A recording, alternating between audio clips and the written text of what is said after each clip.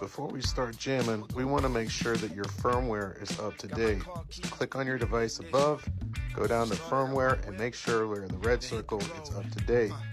Then you want to make sure that if you're using a foot control, your audio and your tone control is all connected to Wi-Fi. All right, so we're in my studio, or if you got a jam room, we've got it unboxed, and now it is time to figure out how to turn this thing on.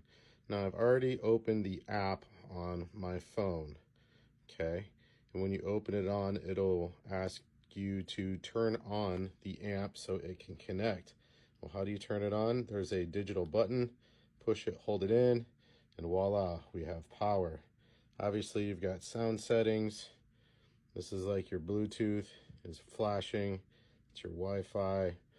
And then down here, if you were going to plug in your guitar, this is where it would go. Okay. Now, if you are like me and like to record to a DAW, and I use Reason, I like to run a headphone 1/8 inch out, and I run it and it splits into 2 1/4 inch cables going into my Focusrite audio face. Guys, this was the easiest way I could figure out how to record into a DAW. There's other options where you can take a USB-C cable, which is supplied, and run it out and run it directly into your laptop as well. Now, I opted to get a foot switch. So with this, obviously you have on the back of it a power button. Hold it down, it turns it off. Hold the button on, it turns it on. Here's a pair button. I need to click this pair button. Notice it's flashing. And then I need to go over, and there's a pair button on the back of my Spark 2. And I am just holding it down. So notice my lamp, one went solid, one is flashing. If it's flashing, it means it's pairing.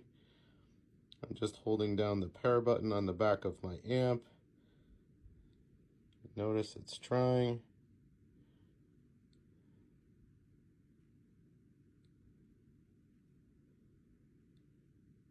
I might have the amp close or the app closed because I'm recording right now, but both of these lights will flash to blue.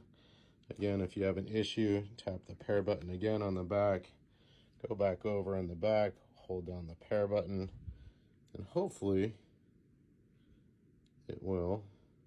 It says you can tap the pair button. I like to tap it on the back of the Spark 2 a couple times, and then just hold the button down. Once these lights go to solid blue, that means you're connected. My app is closed because I'm recording.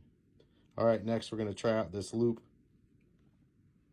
Okay, see, both of them are solid. That means this foot switch is connected to both the app that was open and my amp. The reason why it wasn't syncing was because I was recording. As soon as I stopped recording, it sang. It was able to sync. Wow, good grammar, Stark. All right, guys, we're going to start playing with this looper next. There's also something called a groove looper. It's where you can go ahead and play to drums and be able to cut lots of ideas. This was the main reason I bought the Spark 2 40 or 50, because it's 10 more extra watts. Let's check it out.